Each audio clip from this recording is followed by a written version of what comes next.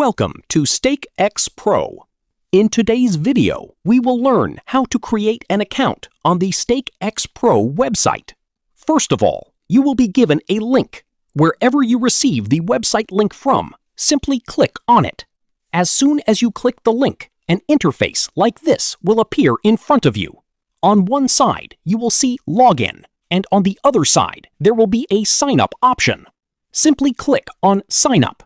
In this form, you need to enter your information, such as first name, last name, username, email address, password, confirm password. After filling in all the information, click on the Sign Up button. As soon as you click Sign Up, a verification code will be sent to your provided email address. Now open your email inbox. You will receive an email from StakeX Pro. Open the email and you will see a 6-digit verification code. Copy that code and return to the website. On the website, you will see 6 boxes. Paste the verification code into those boxes. After that, click on the Verification button. As soon as you click Verification, your account will be successfully registered.